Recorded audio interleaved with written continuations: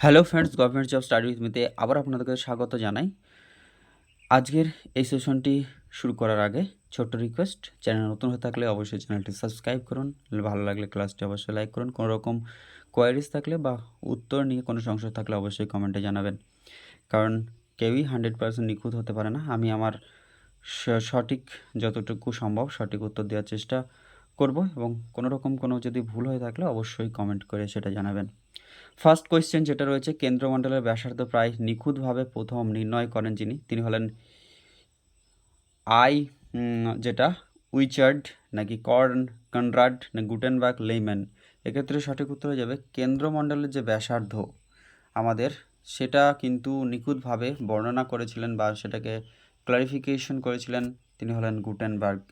Next, বুগের এবং ভর যেটা বার্গার এবং মাস এর প্রভাব বলতে বোঝায় সেটা হচ্ছে অপশনেতে বলছে অভিকর্ষজ ত্বরণের, যেটা অভিকর্ষজ ত্বরণের মান উচ্চতা বৃদ্ধির সঙ্গে হ্রাস পায়, নাকি শিলাস্তরের সঙ্গে অভিকর্ষজের কোনো সংগতি নেই, শিলার ঘনত্বের পার্থক্য অভিকর্ষ মানের পার্থক্য ঘটায়।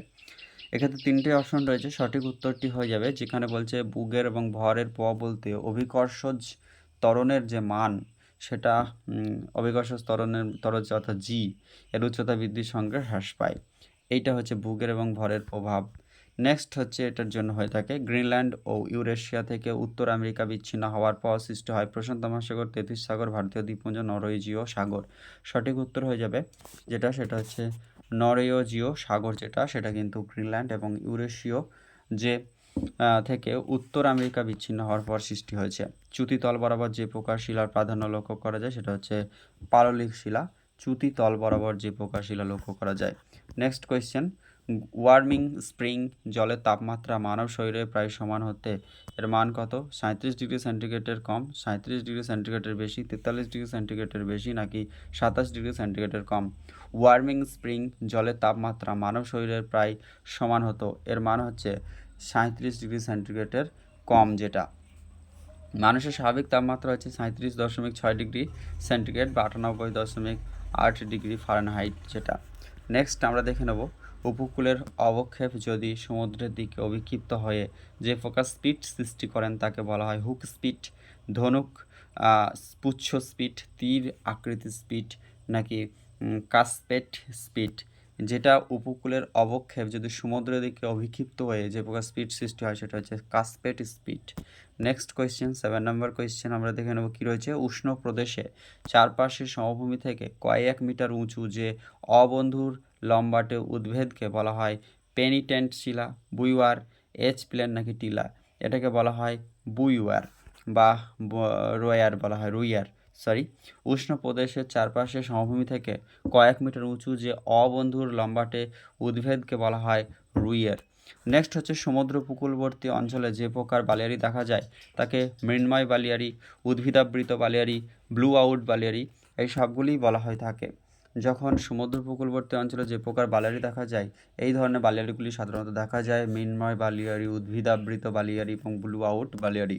নেক্সট 9 নম্বর কোয়েশ্চেন, এন্ডোডাইনামো মরফিক মৃত্তিকা যে কারণে সৃষ্টি হয় জলবায়ুগত নিয়ন্ত্রণে, আদিশিলা নিয়ন্ত্রণে, উদ্ভিদের নিয়ন্ত্রণে, সবগুলি প্রযোজ্য। এক্ষেত্রে হচ্ছে এন্ডো অর্থাৎ আদিশিলা নিয়ন্ত্রণের ফলে এন্ডোডাইনামো মরফিক মৃত্তিকা সৃষ্টি হয়।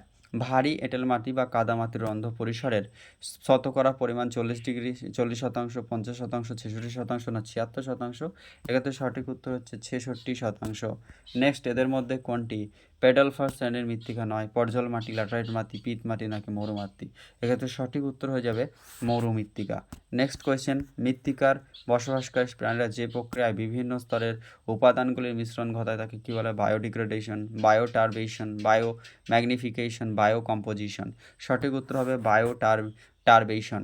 মৃত্তিকায় বসবাসকারী প্রাণীরা যে প্রক্রিয়ায় বিভিন্ন স্তরের মৃত্তিকাগুলির মিশ্রণ ঘটে তাকে বায়োটারবেশন বলা হয়ে থাকে।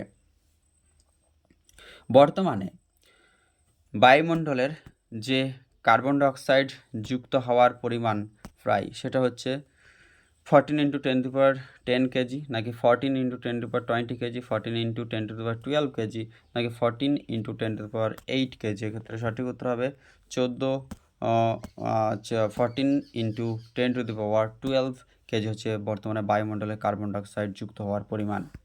বায়ুমণ্ডলে কার্বন ডাইঅক্সাইডের শতাংশ হিসেবে যেটা থাকে 0.03% থাকে, যেটা বায়ুমণ্ডলে কার্বন ডাইঅক্সাইডের উপস্থিতি।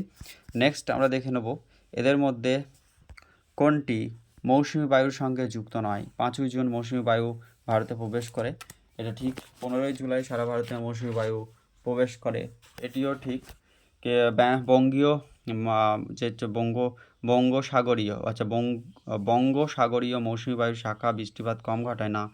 উত্তর পূর্ব মৌসুমি বায়ু করমণ্ডল উপকূলে দেখা যায়। হ্যাঁ, একদম ঠিক রয়েছে। তাহলে এক্ষেত্রে যেটা সংযুক্ত নয় মৌসুমি বায়ুর সাথে, সেটা হচ্ছে বঙ্গোপসাগরীয় মৌসুমি বায়ুর শাখায় বৃষ্টিপাত কম ঘটায় না, বেশি ঘটায়। নেক্সট হচ্ছে পঞ্চম শ্রেণীর জনসংখ্যা পিরামিডের উপযুক্ত বৈশিষ্ট্য নয়, জন্মহার বেশি কিন্তু মৃত্যুহার যেটা, সেটা হচ্ছে আমাদের পঞ্চম শ্রেণীর জনসংখ্যা পিরামিডের উপযুক্ত বৈশিষ্ট্য নয়, জন্মহার বেশি কিন্তু মৃত্যুহার কম। আচ্ছা, এটা বৈশিষ্ট্য। তারপরেরটা দেখি, অপশন বি, আকৃতি নাশপাতির ন্যায়, এটা ঠিক রয়েছে। পরিণত জনসংখ্যা বা কর্মোপযুক্ত জনসংখ্যা বেশি, জাপান, সুইডেন, নরওয়েতে এই পিরামিড দেখা যায়। তাহলে ক্ষেত্রে সঠিক নয়, উপযুক্ত বৈশিষ্ট্য নয়, জন্মহার বেশি কিন্তু মৃত্যুহার কম। নেক্সট, সর্বাধিক উপজাতি গোষ্ঠী বসবাস করে যে দেশে, সেক্ষেত্রে হয়ে যাবে আমাদের সর্বাধিক উপজাতি বসবাস করে তানজানিয়াতে। নেক্সট আমরা দেখে নেব রাষ্ট্রসংঘ বা ইউনাইটেড নেশনস অর্গানাইজেশন 2004 সালে আন্তর্জাতিক ধান বর্ষ ঘোষণা করেছিল, যার আদর্শ বাণী ছিল জীবন জীবিকার হাতিয়ার ধান, ধানই অর্থনীতির ভিত্তি নাকি ধানই জীবন, ধানই খাদ্যের গোলা। সঠিক উত্তর হয়ে যাবে ধানই জীবন, লাইফ ইজ রাইস।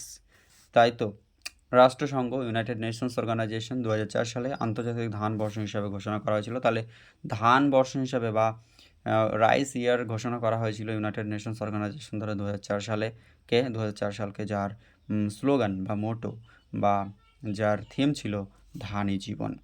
মানচিত্রকে ছোট বা বড় করলে কোন প্রকার স্কেলের কার্যকারিতা থাকে না। মানচিত্রকে এনলার্জ এবং যেটাকে এনলার্জ করলে বা সেটাকে ডিক্রিজ করলে বা আমাদেরকে সেই ক্ষেত্রে কিন্তু এর যে আরএফ যে রিপ্রেজেন্টেটিভ যে ফ্র্যাকশন যেটা, সেটা কিন্তু আর স্কেলটার বর্ণনা স্কেল যেটা, সেটা কিন্তু খুব একটা কার্যকারিতা থাকে না। কৃষিজ ফসল নির্বাচন করবার জন্য কোন প্রকার লেখচিত্র ব্যবহার করা উপযুক্ত নয়। তারকাচিত্র, অ্যাগারোগ্রাফ নাকি ক্লাইমোগ্রাফ নাকি কম্পোজিট ক্লাইমোগ্রাফ। এর সঠিক উত্তর হয়ে যাবে কৃষিজ ফসল উৎপাদন বা নির্বাচন করার জন্য যে প্রকার লেখচিত্র ব্যবহার করা উপযুক্ত বা দরকার নেই, সেটা হচ্ছে তারকা চিত্র, স্টার গ্রাফ যেটা, সেক্ষেত্রে দরকার নেই। কোন ভৌগোলিক সর্বপ্রথম সমগ্র পৃথিবীর ভূমিরূপকে 3টে মহাদেশে ভাগ করেছেন, অর্থাৎ কোন ভূগোলবিদ সর্বপ্রথম সমগ্র পৃথিবীর ভূমিরূপ ভরকে 3টে মহাদেশে ভাগ করেছেন। হেরোডোটাস, অ্যারিস্টটল, এরাস্টোথেনিস নাকি অ্যানাক্সিমেন্ডার। সঠিক উত্তর হয়ে যাবে হেরোডোটাস, ইতিহাসের জনক হেরোডোটাস। নেক্সট হচ্ছে প্রোব্যাবিলিজম ধারণা প্রতিস্থাপন করেন জিন ব্রুনাস, র্যাটজেল, লাভলাস নাকি OH.K. স্পেট। সঠিক উত্তর হয়ে যাবে ব্যাবিলিজম, এই ধারণাটি প্রতিস্থাপন করেন OH.K. স্পেট। মূলক ভূগোল কোন দুটি দশমিক চিন্তাধারার মধ্যবর্তী স্তর হিসেবে ধরা হয়। বস্তুবাদ ও ভাববাদ, মার্ক্সবাদ ও গঠনবাদ, নিয়ন্ত্রণবাদ ও সম্ভাবনাবাদ নাকি যেটা হচ্ছে নিয়ন্ত্রণবাদ ও নবনিয়ন্ত্রণবাদ। সঠিক উত্তরটি হয়ে যাবে মূলক ভূগোল যে দুটি দার্শনিক চিন্তাধারার মধ্যবর্তী স্তর হিসেবে পরিগণিত হয়, সে হচ্ছে মার্ক্সবাদ এবং গঠনবাদের মধ্যবর্তী স্তর হিসাবে আমাদের মূলক ভূগোল অবস্থান করে। হাম্বোল্ট রচিত কসমস পুস্তকের মূল বিষয় কী ছিল। পৃথিবীর উৎপত্তি ব্যাখ্যা নাকি পৃথিবীর মহাবিশ্বের উৎপত্তি ব্যাখ্যা, মহাকাশের বিস্তার ব্যাখ্যা নাকি পৃথিবীর ভৌগোলিক বিবরণ ও ব্যাখ্যা। পৃথিবীর ভৌগোলিক ভৌগোলিক বিবরণ ও ব্যাখ্যা, এটাই হয়ে যাবে আমাদের কসমস পুস্তক, যেটা হাম্বোল্টে রচিত কসমস। এই পুস্তকের মূল বিষয় হচ্ছে পৃথিবীর ভৌগোলিক বিবরণ এবং ব্যাখ্যা। নেক্সট 24 নম্বর কোয়েশ্চেন, লুনি নদীর উত্তরাংশে স্থায়ী বালিয়ারি সমন্বিত বালুকা সম অঞ্চলকে বলা হয়ে থাকে বিহার, রোহি, থালি নাকি মরুস্থলী। এটাকে বলা হয়ে থাকে থালি। যে লুনি অর্থাৎ লুনি ভারতের যে অন্তর্বাহিনী নদী তার উত্তরাংশে স্থায়ী বালিয়াড়ি সমন্বিত বালুকা সম অঞ্চলকে বলা হয়ে থাকে থালি। রুন্ড পদ্ধতিতে জলসেচ করা হয়ে থাকে যে দেশে ভারত ও নেপালে, নেপাল ও মায়ানমারে, ফিলিপাইন ও গ্রিস দেশে নাকি ফিলিপাইন ও রোম দেশে। সঠিক উত্তর হয়ে যাবে ফিলিপাইন এবং গ্রিসে রুন্ড পদ্ধতিতে বা বুন্ড পদ্ধতিতে জলসেচ করা হয়। ফিলিপাইন ও গ্রিস। স্টেপ কথার অর্থ কি? স্টেপ কথার অর্থ হচ্ছে গাছবিহীন তৃণভূমি, স্টেপ অর্থাৎ তৃণ অঞ্চল যেটা। নেক্সট 27 নম্বর কোয়েশ্চেন, দক্ষিণ ভারতের মালভূমি অঞ্চলের উপর দিয়ে প্রবাহিত নদীগুলি হলো পূর্ববর্তী নদী নাকি পরবর্তী নদী, আদ্য আরোপিত নদী না অনুগামী নদী? দক্ষিণ ভারতের মালভূমি অঞ্চলের নদীগুলি পরবর্তীকালে অর্থাৎ হিমালয়ের পরবর্তীকালে সৃষ্টি হয়েছে, তাই এগুলি হচ্ছে বা অনুগামী নদী অর্থাৎ কোনো না কোনো একটা নদীকেও অনুগত করে অনুসরণ করে তৈরি। ভারতের শ্রমশিল্পে নিয়োজিত জনসংখ্যার শতকরা পরিমাণ হচ্ছে প্রায় যত শতাংশ, সেটা হচ্ছে 17%। ভারতের শ্রমশিল্পে নিয়োজিত জনসংখ্যা রয়েছে 17%। নিম্নলিখিত কোন বর্ণনা ওয়েবারের শিল্প স্থাপনের সঙ্গে সম্পর্কযুক্ত নয়? ভূমি ব্যবহারের প্রকৃতি বিবেচ্য নয়, বাজার শিল্প সমাবেশের একটি নিয়ন্ত্রক, মজুরি সূচক শিল্পের অবস্থানে নির্ধারণ করেন, শিল্প স্থাপনের প্রযুক্তির প্রাধান্য দেওয়া হয়নি। সঠিক উত্তর হবে যেটা, সেটা হচ্ছে শিল্প স্থাপনে প্রযুক্তির প্রাধান্য দেওয়া হয়নি। এটাও এবার শিল্প স্থাপনের সাথে সম্পর্কযুক্ত নয়, কারণ ওয়েবার তার শিল্প স্থাপনের সাথে প্রযুক্তির কথা বলেছেন। নেক্সট কোয়েশ্চেন 30 নম্বর, স্থিতিশীল উন্নয়নের আবশ্যক শর্ত কি? সুষ্ঠু পরিকল্পনা, গ্রহণযোগ্য বা বহনযোগ্যতা, দায়বদ্ধতা না জলসেচনতা? সঠিক উত্তর যেটা হয়ে যাবে সেক্ষেত্রে হয়ে যাবে যেটা, সেটা হচ্ছে গ্রহণযোগ্যতা বা বহনযোগ্যতা। Option B is the absolutely correct answer. মন্দা এবং হতাশার সময়কালে যে বেকারত্ব বৃদ্ধি পায় তাকে ঘর্ষণ মুখ বেকারত্ব, কাঠামোগত বেকারত্ব, চক্রাকার বেকারত্ব না স্বাভাবিক বেকারত্ব বলে? সঠিক উত্তর যেটা হয়ে যাবে সেক্ষেত্রে আমরা দেখে নেব যে চক্রাকার বেকারত্ব, অর্থাৎ মন্দা এবং হতাশার সময়কালে যে বেকারত্ব বৃদ্ধি পায় সেটাকে বলা হয় cyclical unemployment. Option C is the absolutely correct answer. Next question 32 number, যেখানে আমরা দেখে নেব সেটা হচ্ছে নিচের কোনটি দারিদ্র্য নির্ণয় করতে সাহায্য করে? Poverty gap index, head count ratio, sex index নাকি সবগুলি প্রযোজ্য?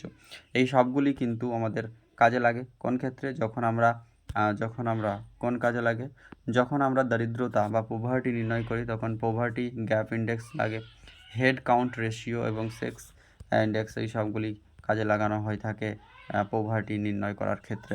নেক্সট, আমরা যে সকল প্রাণী খুব কম তাপমাত্রায় বেঁচে থাকতে পারে তাদেরকে বলা হয় স্টেনোহ্যালাইন জীব, স্টেনোথার্মাল জীব, ইউরিথার্মাল জীব নাকি কোনোটি নয়? স্টেনোথার্মাল, খুবই কম উষ্ণতা বা খুবই কম তাপমাত্রায় বেঁচে থাকতে পারে স্টেনোথার্মাল প্রাণী। নেক্সট, জনসংখ্যা তো কোন অঞ্চলের পক্ষে? সেটা হচ্ছে আমাদের জনসংখ্যাল্পতা বা তো জনসংখ্যার অল্পতা, জনসংখ্যা কোন অঞ্চলের পক্ষে? উন্নত জীবনযাত্রার সুযোগ করে দেয় নাকি সম্পদ উৎপাদনের প্রতিবন্ধক না আদর্শ মানুষজীবীর মানদণ্ড না কোনোটি নয়? জনস্বল্পতা বা জনসংখ্যা পরিমাণের থেকে যদি কম হয় যেটা প্রয়োজন থাকে সেক্ষেত্রে সম্পদ উৎপাদনের প্রতিবন্ধক হিসেবে কাজ করে। একটি সমষ্টি থেকে নমুনা সংগ্রহ করবার পদ্ধতিকে কী বলে? নমুনা পরিকল্পনা, সারণীকরণ, নমুনা শ্রেণীবিন্যাস নাকি নমুনায়ন? এক্ষেত্রে নমুনা পরিকল্পনা বলা হয়ে থাকে, অপশন এ।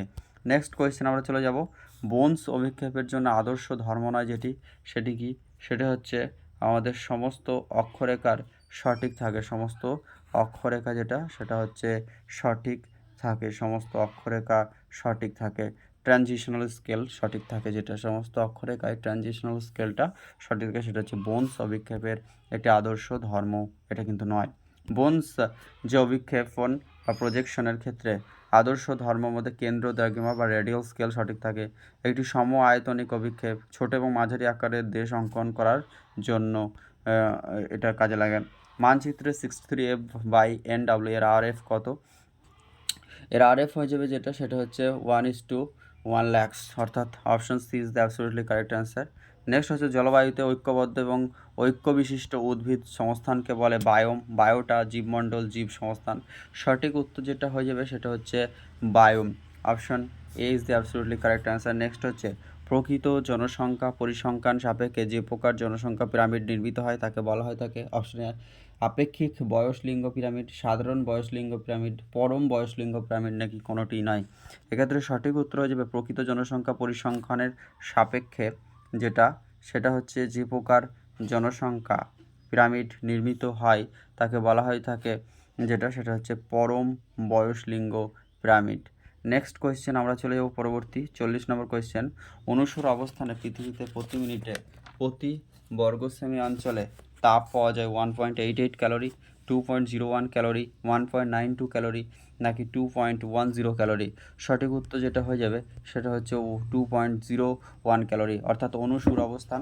এবং অপসুর অবস্থান যেটা হয় সূর্য থেকে সব থেকে পৃথিবীর দূরত্ব যেটা 3 জানুয়ারিতে কাছে হয় সেটাই হচ্ছে অনুসুর অবস্থান, যেখানে যে প্রতি বর্গ সেমি অঞ্চলে তাপ পাওয়া যায় 2.01 ক্যালোরি।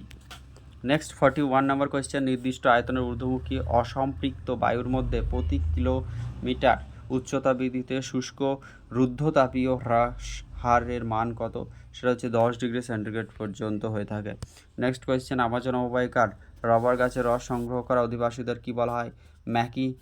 ম্যাকিগন নাকি থেরিঙ্গুইরস নাকি অ্যামিরিন্ডিয়ান নাকি মুরা? সঠিক উত্তর হয়ে যাবে থেরিঙ্গুইরাস। এরা হচ্ছেন অ্যামাজন অববাহিকার রাবার গাছের রস সংগ্রহকারী অধিবাসী। সোডা সমভূমি দেখা যায় জম্মু কাশ্মীরে, উত্তরাখণ্ড নাকি মধ্যপ্রদেশ, বিহার? সোডা সমভূমি দেখা যায় জম্মু কাশ্মীরে। Next question. ফ্ল্যাক্স যেটা বলতে বোঝায় চুনাপাথর ও লোহার গলনকে নাকি চুনাপাথর ও ডোলোমাইটের গলনকে নাকি লোহা ও ডোলোমাইটের গলনকে নাকি এ বি উভয়? এক্ষেত্রে সঠিক হচ্ছে ফ্ল্যাক্স, যেটা সেটা হচ্ছে চুনাপাথর এবং ডোলোমাইটের গলনকে বোঝানো হয়ে থাকে। জিওস্ট্রফিক শক্তির উৎস কি? সেটা হচ্ছে মধ্যাকর্ষণ শক্তি নাকি পৃথিবীর আবর্তনজনিত ত্বরণ, বায়ুচাপের ঢালের শক্তি? তাহলে এখানে সঠিক উত্তর হয়ে যাবে পৃথিবীর আবর্তনজনিত ত্বরণ এবং বায়ুচাপের ঢাল, যেটা সেই দুই ধরনের যে শক্তি সেটা হচ্ছে জিওস্ট্রফিক শক্তি। নেক্সট কোয়েশ্চেন 46 নাম্বার কোয়েশ্চেন, যেখানে বলছে ম্যানোগ্রোভ অরণ্যের উদ্ভিদ হিসাবে সুন্দরী গাছের বৈশিষ্ট্য কি? জরায়ু যঙ্কুরোদ্গম হয় এবং ঠেসমূল থাকে, শ্বাসমূল থাকে নাকি শ্বাসমূল থাকে কিন্তু জরায়ু যঙ্কুরোদ্গম হয় না? আচ্ছা, সুন্দরী গাছের বৈশিষ্ট্য কোনটি? বৈশিষ্ট্য, আচ্ছা, ম্যানোগ্রোভ অরণ্য হিসাবে সুন্দরী গাছের বৈশিষ্ট্য, এক্ষেত্রে সঠিক হবে এ এবং বি, অর্থাৎ জরায়ু যঙ্কুরোদ্গম হয় এবং ঠেসমূল থাকে, শ্বাসমূলও থাকে। নেক্সট কোয়েশ্চেন আমরা চলে যাব 47 নম্বর কোয়েশ্চেন। ফরাসি শব্দ স্যাটেলাইট কথার অর্থ কী? স্যাটেলাইট কথার অর্থ কী? স্যাটেলাইট কথার অর্থ হচ্ছে দূরগামী, দূরবর্তী, উপকেন্দ্রক নাকি প্রহরী? স্যাটেলাইট কথার অর্থ হচ্ছে প্রহরী। নেক্সট 47-এর পর 48। আধুনিক সময়কালে পরিবেশ ভিত্তিক ধারণার উদাহরণ হচ্ছে কোনটি? সেটা হচ্ছে সম্পদের যথার্থ অগ্রাধিকার ভিত্তিক ব্যবহার, সম্পদের যথার্থ উপযোগিতা কার্যকারিতা, সম্পদের প্রত্যক্ষকরণ উপলব্ধি নাকি সুস্থায়ী উন্নয়ন ধারণা? অবশ্যই এটার উত্তর হয়ে যাবে সুস্থায়ী উন্নয়ন ধারণা। নেক্সট 49, যেখানে বলছে মরুভূমির সম্প্রসারণ কোন প্রকার বিপর্যয়ের ধরন? সেটা হচ্ছে প্রাকৃতিক, বায়োটিক, মানবিক নাকি আধা প্রাকৃতিক? সঠিক উত্তর হবে আধা প্রাকৃতিক হয়ে যাবে। মরুভূমির সম্প্রসারণ যে প্রকার বিপর্যয়ের ধরন সেটা হচ্ছে আধা প্রাকৃতিক। নেক্সট কোয়েশ্চেন, আজকের সেশনের লাস্ট কোয়েশ্চেন। দ্বন্দ্বমূলক বস্তুবাদ এবং সাম্যবাদের উপর ভিত্তিকে জনসংখ্যা বিষয়ক মতবাদ প্রকাশ করেন যিনি? সেটা হচ্ছে অপশন এ হচ্ছে ম্যালথাম, কার্ল মার্কস, স্যাডলার না গিনি? সঠিক উত্তর হয়ে যাবে কার্ল মার্কস। এই ছিল ফ্রেন্ডস আজকের সেশনের 50 কোয়েশ্চেন। পরবর্তী সেশনে খুব তাড়াতাড়ি দেখা হবে।